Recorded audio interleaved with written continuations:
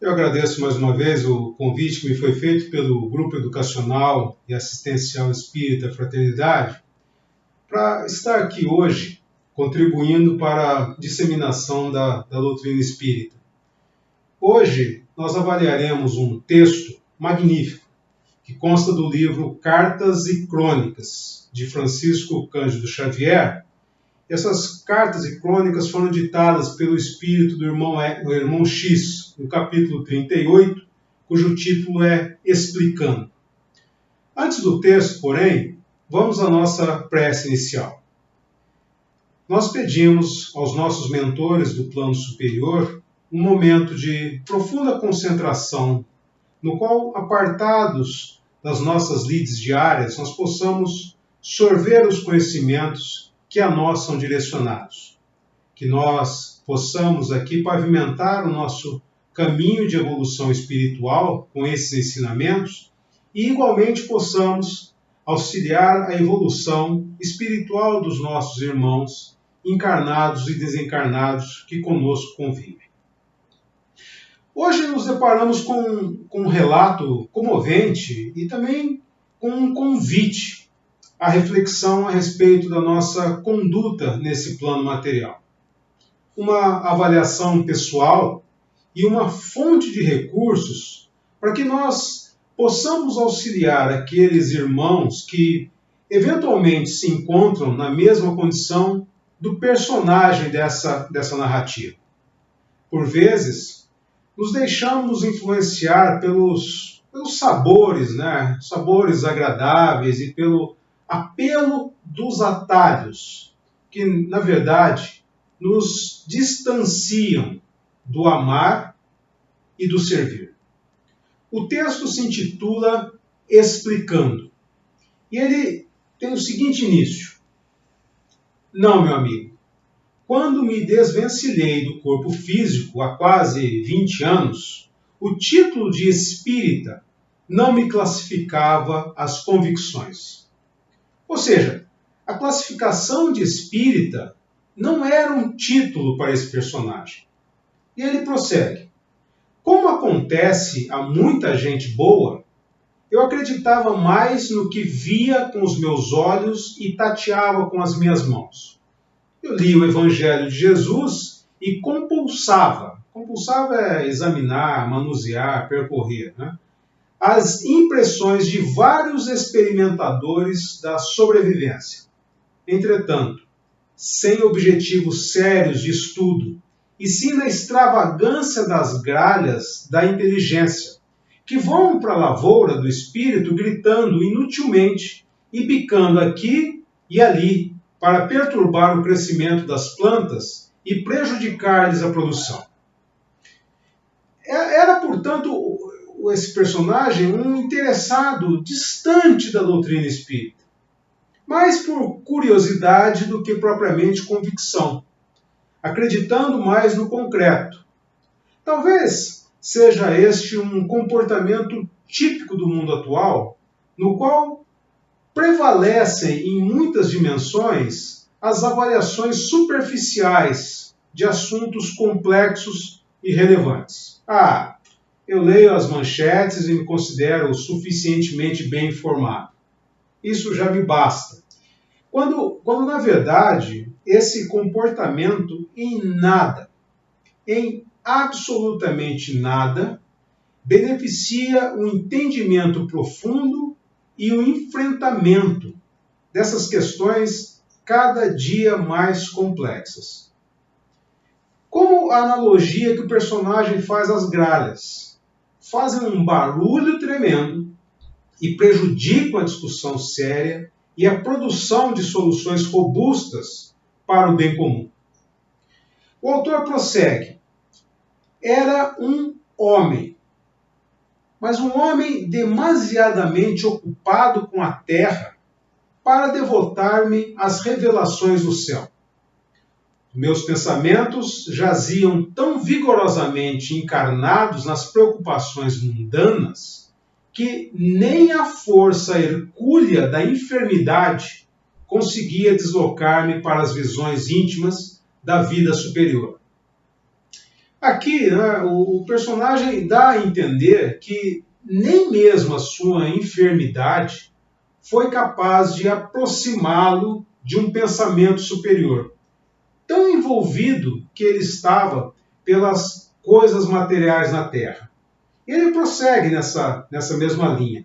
Ele diz que, ilhado na fortaleza de minha pretensa superioridade intelectual, ria ou chorava nas letras, acreditando, porém, que a fé seria o apanágio, ou seja, um atributo das criaturas ignorantes e simples, indigna dos cérebros mergulhados em maiores cogitações.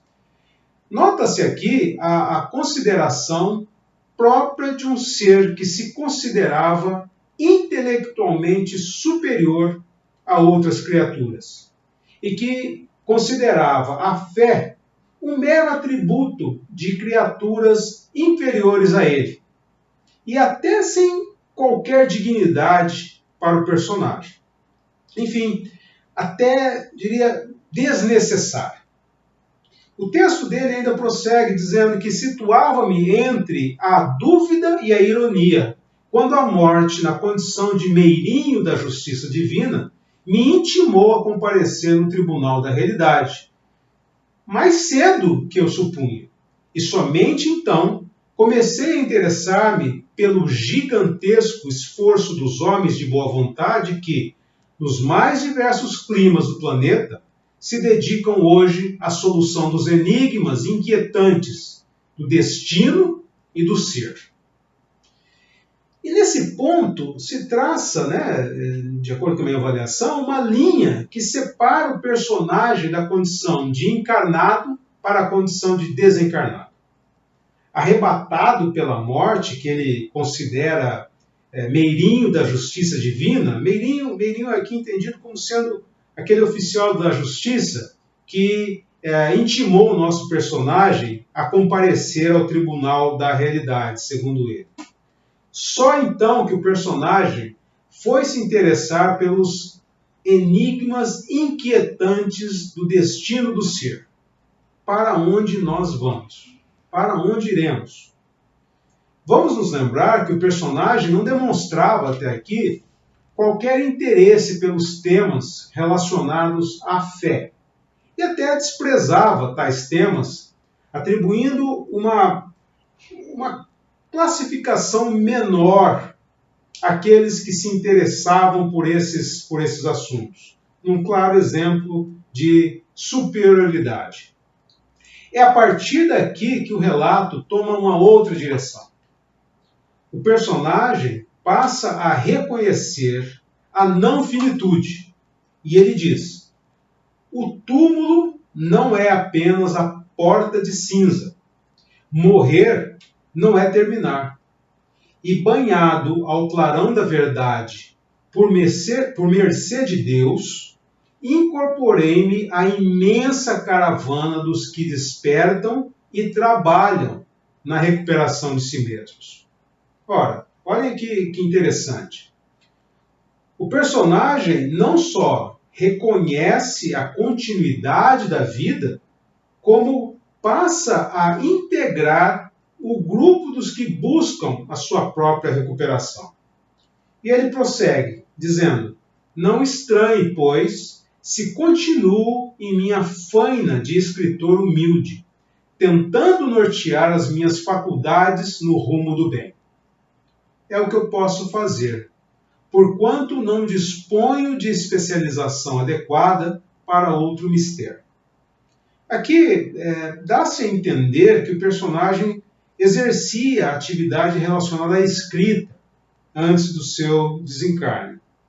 E agora continua valendo-se de suas habilidades para ordenar as suas faculdades durante esse período. Não dispondo, então, de uma outra especialização que o auxilie nessa fase, o personagem vale-se da escrita, ou continua valendo-se da escrita para encaminhamento das questões atuais. E olha só, a seguir nós teremos a certeza de que o personagem se dedica à leitura. Vejamos, ou se dedicava à leitura antes do desencarne. que ele escreve: você pergunta por que me consagro presentemente ao Espiritismo com Jesus, quando fui intérprete da literatura fescenina, que é uma poesia grosseira e licenciosa que os romanos importaram de Fessênia, que é uma cidade de Etrúria. A poesia fescenina era, então, uma poesia obscena, uma poesia lasciva, com que ele se ocupava. Então, ele continua lançando livros picantes e político apaixonado na corrente partidária que me filiei, como defensor dos interesses da minha terra. Creia que realmente errei muito. Nem sempre consegui equilibrar-me na corda bamba das convenções terrestres e muita vez caí escandalosamente em pleno espetáculo, à frente daqueles que me aplaudiam ou que me apupavam. E aí eu digo que veio o grande evento da morte para alterar a situação. E aí ele diz: entretanto, a morte constrangeu-me ao reajustamento íntimo. Acordei para um dia novo e procuro comunicar-me com os que ainda se encontram nas sombras da noite. Façamos aqui um breve parênteses. Não só passou a promover o seu reajustamento íntimo, como também reconheceu a necessidade de comunicar-se com os que ainda, como ele, não dispensam a atenção devida a essas questões, quando estão ainda no plano material. E aqui um relato importantíssimo quanto à possibilidade de uma conformação, uma configuração distinta da vivida pelo personagem no plano espiritual. Olha só, ele diz: eu admito que poderia fazer coisa pior. Se me deixasse vencer pela tentação, efetivamente integraria a vasta fileira dos espíritos obstinados na perversidade que lhes é própria, cavalgando os ombros de meus desafetos. Ele prossegue: algo, porém, amadureceu dentro de mim. Aquilo que me trazia prazer causa-me agora repugnância. A experiência mostrou-me a parte inútil de minha vida e, por acréscimo de bondade do Senhor, voltei ao campo de minha própria sementeira, não mais para deslustrar o serviço da natureza, mas para colaborar com o bem, a favor de mim mesmo. Então, olha só, é uma luta para se manter no curso correto, vencendo as tentações frequentes e vorazes que, por vezes, nos empurram ou nos puxam para searas indesejadas, nos afastando do que o personagem classifica como a própria sementeira, enaltecendo a parte inútil da vida e conferindo a essa parte um caráter superior. É importante também notarmos que o personagem faz referência a essas tentações frequentes que o impelem, né, a deslustrar, ou seja, a tirar o brilho do serviço da natureza, impedindo assim a colaboração com o bem a favor de si mesmo. E o nosso personagem segue justificando a razão do porquê ainda escreve, confirmando, né, a nossa conclusão a respeito do seu ofício quando encarnado. Na sequência do texto, ele diz: é por essa razão que ainda estou escrevendo. Convença-se, contudo, de que não possuo mais no vaso do coração a tinta escura do sarcasmo, e esteja certo de que me sinto excessivamente distante de qualquer milagre de sublimação. Sou apenas um homem desencarnado, com o sadio propósito de regenerar. Então, ele escreve agora de uma maneira diferente, de uma maneira distinta, não mais se valendo do que ele chama da tinta escura do sarcasmo, e reconhecendo sua condição de mero homem desencarnado no caminho da sua regeneração. E na sequência, o texto nos traz uma autocrítica merecedora de um destaque substancial, quando conclui que a morte não transforma a pessoa em um santo. Aquelas inclinações da carne não são meramente extintas quando do advento da morte. Somos quem somos, segundo o texto, segundo o personagem. Daí, a consciência da necessidade de uma luta permanente para vencer todas essas inclinações indesejadas. E o nosso personagem, então, reconhece um orientador real. Ele diz: depreenderá você, ou seja, você vai entender, portanto, dessa minha confissão, que, em hipótese alguma, poderia inculcar-me por guia espiritual dos meus semelhantes. A sepultura não converte a carne que ela engole, voraz, em um manto de santidade.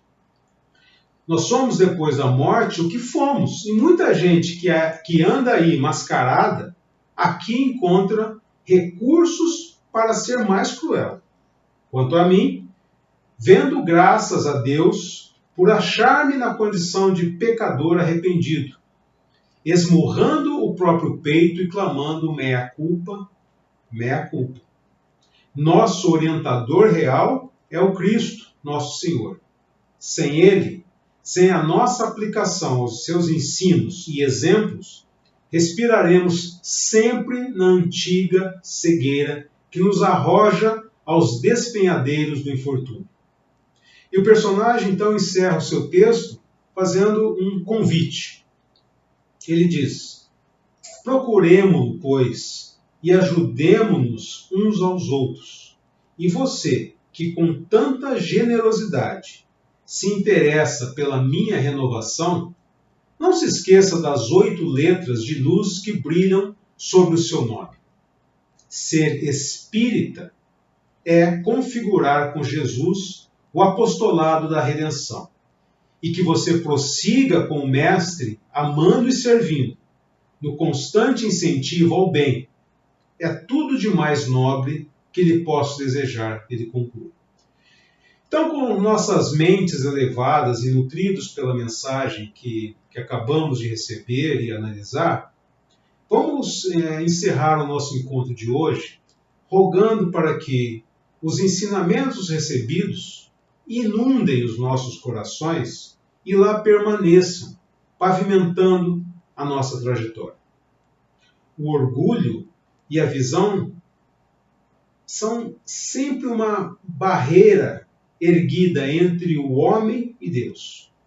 Um véu lançado sobre as claridades celestes. E Deus não pode se servir do cego para fazer perceptível a luz. Desinteresse e humildade. Profundo reconhecimento sem que isso seja autopunição ou uma menor-valia. Profundo reconhecimento da nossa inferioridade, mas, ainda assim, a esperança e a alegria de saber que podemos ser, nas mãos de Jesus, aqueles que transportam a glória da água pura, da água viva. Que o Cristo seja sempre para nós o maior dos referenciais. Fiquemos todos em paz. Que assim seja.